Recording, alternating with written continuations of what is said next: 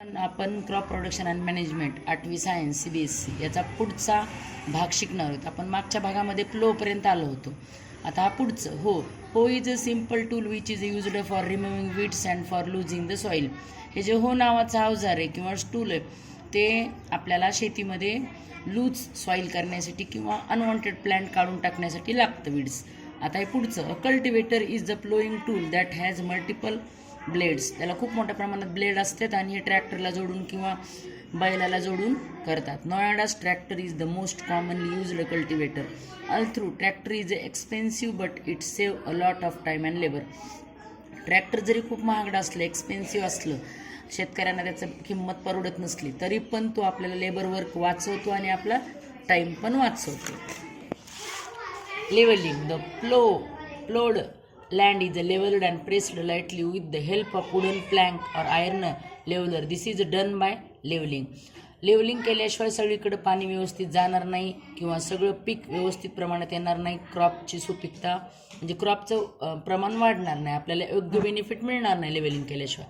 Break or crush bigger chunks or dry soil into the smaller pieces. आपल्याला मोठे मोठे ढेकळं किंवा जे मोठे मातीचं हे बनलेलं असतं हार्डनेस सॉलिड तेच लूज करावं लागतं. Protect upper layer of the soil from erosion by wind or water.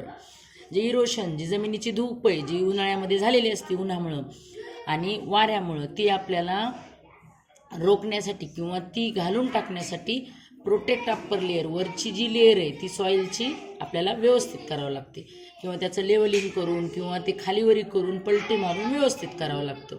वरचा जो कलर असतो तो जमिनीचा व्हाईट कलर होतो आणि खाली ब्लॅक असतो. Prevent water losing and promote uniform irrigation. Irrigation व्यवस्थित व्हावं म्हणून लेवलिंगची अत्यंत आवश्यकता आहे. Sowing of seed. सोईंग म्हणजे बी लावणं. Sowing is the process of putting the seed in the soil. For sowing good and healthy seeds are selected. The farmers today are aware of the fact that good quality of the seeds is a must a good crop. The farmer therefore must select the seeds that are. Sowing करण्यापूर्वी योग्य आणि चांगल्या प्रकारचं बी निवडणं हे खूप आवश्यक असतं. जसं बी आहे तसंच पीक येणार. मग सोईंगपूर्वी तुम्हाला शेतकऱ्याला कळायला पाहिजे ना. आजकालचे शेतकरी मोबाईलमुळं सोशल मीडियामुळं किंवा संशोधन केंद्रामुळं खूप हुशार झालेले आहेत. Healthy of good quality, free for infection, free for insect and pets, not contaminated with the waste rotting food material, extract animal.